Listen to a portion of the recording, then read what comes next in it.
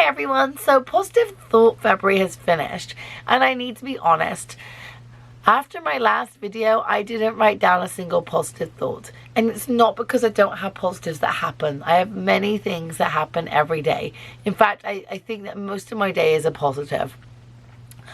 Although, you know, there are always negatives, but that's how we know that things are positive and not just ordinary. And so I got really lazy and I stopped writing down my positive thoughts. And I'm going to be honest, I did not find that Positive Thought February made my life any better. In fact, it felt like another chore sometimes to have to write something down. I mean, really, it's what, a minute a day? But I find myself thinking, what can my positive be? What can my positive be? And the stress of trying to pick a positive, even though I would call my son smiling when I picked him up from daycare a positive, I found myself trying to find like different kinds of positives. You know, not just things I'm grateful for, but positive things that happen. And in reality, I kind of like thinking about things I'm grateful for. They don't have to be big. They don't have to be everything I'm grateful for is special, but it doesn't have to be something different than the day before. Like my son waking up and saying, "Mommy, I love you," every day is a positive. It doesn't need to be a unique positive to that one day. And so that was my issue with Positive Thought Februaries. I actually think I made it more than it needed to be, and I would make it bigger than it needed to be, and then couldn't think of a positive because I was expecting something really big to happen.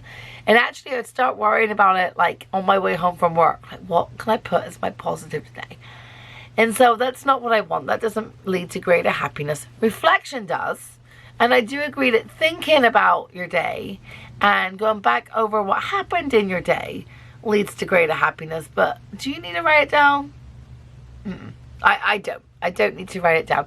So what I'm going to take from Positive Thought February, what I'm going to take is that I do need to reflect on my day. And especially when I've had a hard day, or when I feel completely undervalued or unimportant, and I'm going to find a time in the day where I had the opposite of that feeling. So it's not necessarily like a positive as in, oh, like I said, my son woke up this morning and said, "I love you."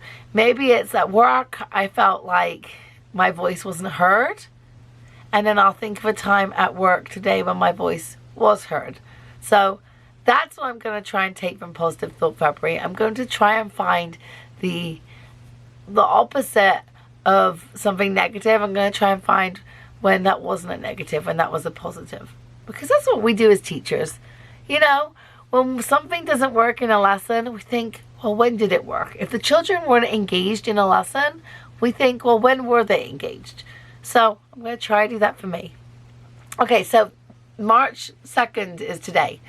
And I was so not sure what I was going to do for my challenge in March. Until like 10 minutes ago, I wasn't sure. I was originally considering Meditation March. I am not a meditator. I have meditated. I do know what it means to meditate. I do know how to meditate. And then I realized I didn't do that yesterday. So I'm not going to pretend to do a challenge. And I could say to you, oh, I did it yesterday. But that would be a lie. And I'm not going to do that. And I'm lying to myself. But what I did do yesterday was I spent about 15 minutes crafting. And so for March, I'm going to call it Make Time for Yourself March. And I'm going to try and find 15 minutes each day where I can make time for myself to do something I enjoy. It might be reading a book. It might be having a bath. It might be crafting. It might be watching something on my Kindle. But the rules are that I've got to try and find a time to do it when I am not being a wife, and I'm not being a mom, and I'm not being a teacher. I'm just being me. And that probably means, like right now, a time when I am by myself. Because let's face it, if you're around your husband or your child, or you're at work surrounded by 21 children, there is no time for you. You are not doing anything but watching and making sure everyone is safe and doing what they should be. And yes, I do mean my husband too. So I'm going to end this video and we're going to start Make Time for Yourself March. this should lead to, is one of those things that should lead to happiness. I should be finding time for myself. And I'm going to go now and find something to do. I think I'm going to do a little bit of crafting. So to summarize, this year so far, we've had No Spend January, which was very positive. I didn't enjoy it, but I definitely discovered a lot about my spending habits from No Spend January. And I'm pretty sure I'm going to do a No Spend another month, because it really was good to do that. It was good. It was good for my wallet. It was good for my marriage, and it was good for my spending habits. And then Positive Thought February, which I don't think was that successful, but which I take from it more positive thoughts about negative things that happen. So I guess that's something that would lead to greater happiness, that recognition that something negative happened, but something good has happened or does happen connected to that. I don't know if I'm making sense. Anyway, and now we have Make Time for Yourself March. Okay, I hope you have a good day, and I'll talk to you again in a few days. Bye.